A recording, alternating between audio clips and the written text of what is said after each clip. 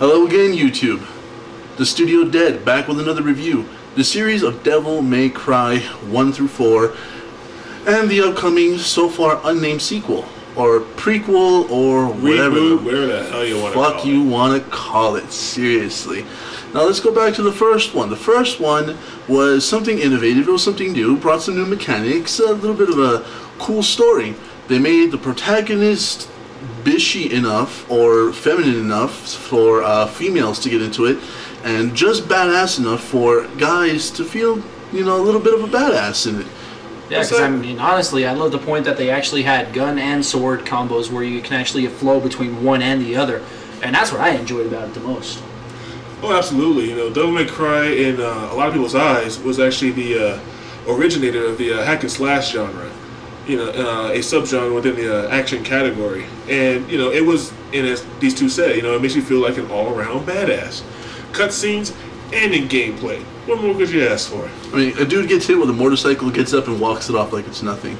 He's a badass. He's a badass. Oh, enough said. Now the second game, however, improved on absolutely fucking nothing. Seriously, if you guys are going to make sequels, improve on something. Make it a little different. Don't just tweak the story a little bit and say, oh, by the way, you're replaying pretty much the same story from a different angle. A coin flip is not a leap in gameplay. Really not. They do it at the beginning of every single Madden game. Pretty much. Yeah, it's how they decide who to put on the cover. Anyways, third game, again changed the protagonist and somewhat changed the story. And I do mean somewhat. This was a light change. For anybody who's played the series, you know what we're talking about. Gameplay mechanics are the exact same thing. I mean the exact same thing. It was a prequel to T. yeah, I mean, it was a prequel to the you know, the first one, but it was a prequel of you know, besides just more Devil May Cry, was there any real reason to play it? I mean, when I say it's a bad game, don't get us wrong, but I mean, if you love Devil May Cry, if you're a hardcore fan, you'll love the third one because it's pretty much more of it, but overall, you know, was it really necessary? Same enemies, same mechanics, different skins. Come on, man. And I have to quote the angry video game nerd, what the fuck were they thinking? You know, but I mean, I know you guys are trying to put all the stops because God of War was pretty much taking your place and was pronounced the king of hack and slash. But, you know, but you tried, I guess, you know, and I guess some people wanted the prequel enough to know what Dante was like younger, and not really much has changed, but it's still badass, so. Still. Now, the fourth one, as far as I'm concerned, is the worst of the series. It is an absolute disgrace. I mean, the only thing I can actually give somewhat of a props to the fourth one is that it is one of the few Capcom games that actually follows a numeric order of 1 through 4. Street Fighter. Anyways. Yeah, Devil May Cry 4. You know, you guys, I guess, saw what you were doing, and you want to change it up by adding a new protagonist, but you know that, you know, same story, same enemies, different skin. Well, Dante will supposedly be the bad guy, but you know, was there any real difference between one protagonist and the other? I mean, if anything, the new protagonist, what was his name, Nero? Nero. Yeah, he seemed more like a passive person, and he looked basically like Dante, just younger. I mean, come on, you know, if you're gonna give us a new guy, you know, let's get some real, you know, differences between these two. I mean, Not just slight differences. I didn't even know it was Nero until I started playing the game and they actually said his name. Yeah. Really, I thought it was Dante. I was like, yeah, look like he cut his hair. I don't know. Oh, it's Nero. I don't know. I wasn't too coherent during most of it for some reason. right? Oh, now here's the thing about it is that these games are pretty old. Now, in order to get our full review on these games, we had to go back and play them. We did. Now, we looked at this with fresh eyes, and what I mean by fresh eyes is we pretty much pretended we never played the games before. Pretty much. So, here's exactly how it went down.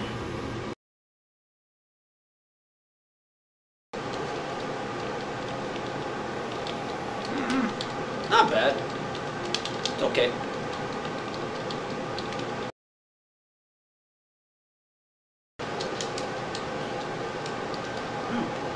not bad.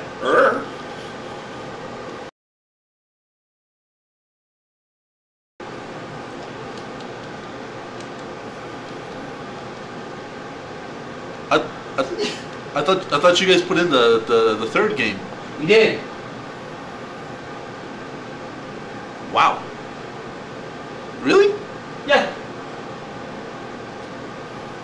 Huh.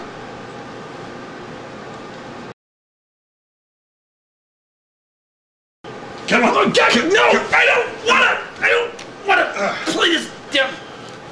Fuck this. I don't wanna play this. Oh, fuck that. Come here. No, I don't. Fuck it. What are you doing? God, Oh my god. God damn it. Damn it. That'll help. How the fuck can I drink that when I got my hands tied here? Figure it out. Fuck. What? Fuck you. What? Welcome back. And a couple of painful drinking hours later. Oh yes. Well, Really painful. The thing is that we put hours into these games. We really do. We try to explore as many aspects of it as we can. All the difficulties, all the different scenarios, all the different endings, all the different ways to acquire different, weapons, and so on and so on and so on and so on and so on. Unfortunately, Devil May Cry is one of the few games in this genre that absolutely fails to give you new content with every game. But of course we're not prudes. We all know it wasn't always about Dante. Of course, the chick, Trish, that was her name, right? Trish, yeah. Trish, she deserves an honorable mention. But let's face it, Dante was the flagship. Yeah. But it was like odd. Like when I got from 1 through 4, it was like Devil May Cry was like it started off as a burning sun, and it just kind of just went out like at the end when 4 came around. It kind of like went backwards. When it comes to success, it's pretty much not a good thing. Now, Capcom, the thing about these games is that, no, we're not saying they're bad games. We're not saying that at all. What we're trying to say is that when you create something and you advance on it, or you're supposed to expand on it, other games do it.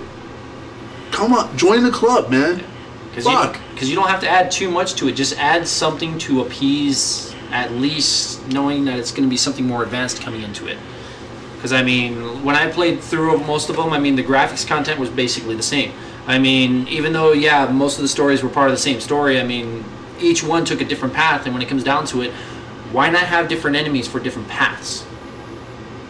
You don't have to do, 50 different new enemies. You can do, maybe 6 or 7 new enemies and maybe 2 boss enemies. Now, the different endings that were provided in the games, they were cool. They really were cool. They added a bit of a twist to the story that was presented at the time. However, giving us such a difficult time trying to get each different ending, we don't agree with that. We really don't. If you miss one little key item, I think it's in the 2nd or 3rd game. I don't remember which one it is off the top of my head because I'm honestly a little drunk right now. But if you miss one small key item, the story changes completely and you don't get the good ending. Don't make it that difficult, guys. Seriously, let us know that we're fucking up and going towards the wrong path. Don't just be like, oh, by the way, that coin that you were supposed to pick up and you missed? You fucked up, man. That coin was in a corner of an area that was behind a bush, which you never knew was possible to get there until you actually accidentally went over there because you were fighting somebody and found it. No, sorry.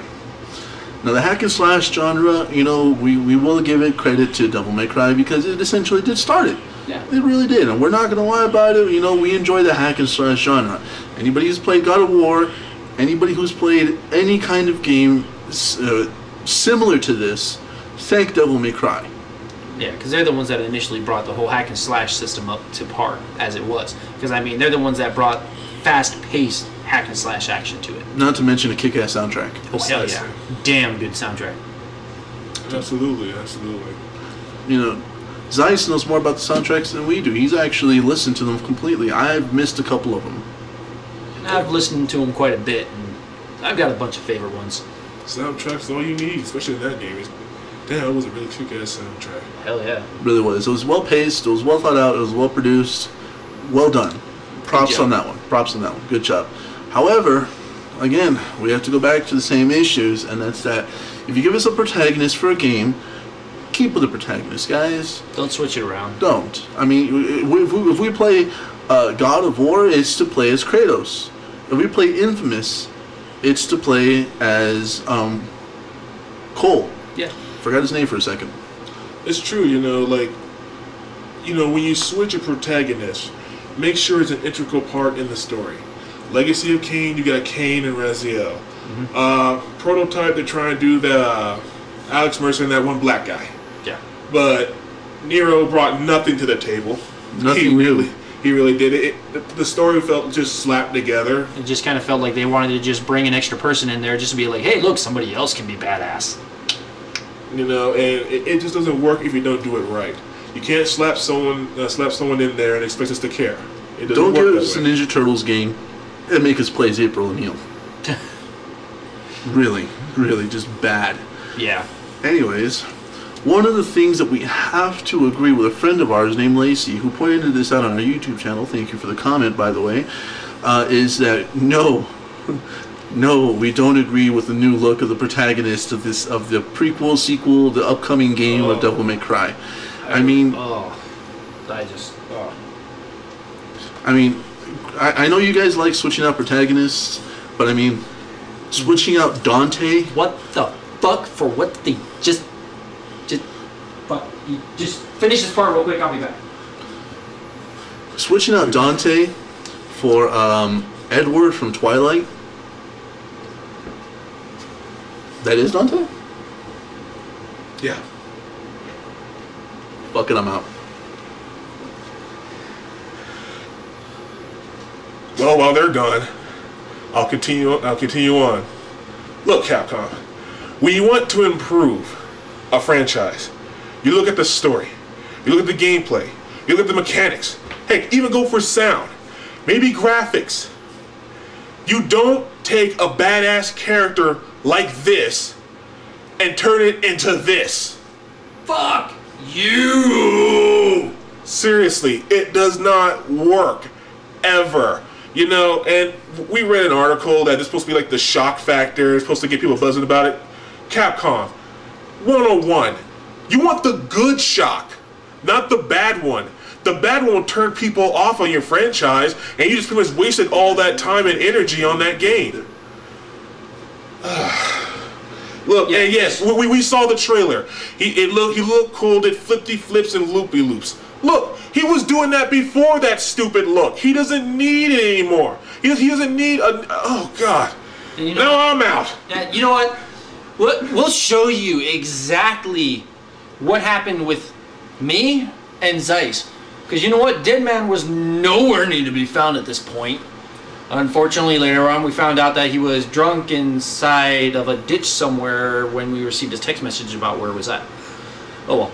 And this is what me and Zeiss was doing. Fuck that shit. It's Chugging Evan Williams time, Chugging Evan Williams time, Chugging Evan Williams time. Where he at? Where he at? Where he at? Where he at? And there we go, there we go, there we go, there we go. Chugging Evan Williams, Chugging Evan Williams, Chugging Evan Williams, Chugging Evan Williams, Chugging Evan Williams, Chugging Evan Williams, Chugging Evan Williams, till we hit the floor. Chugging Evan Williams, Chugging Evan Williams, Chugging Evan Williams, till we hit the floor. What you got? What do you got?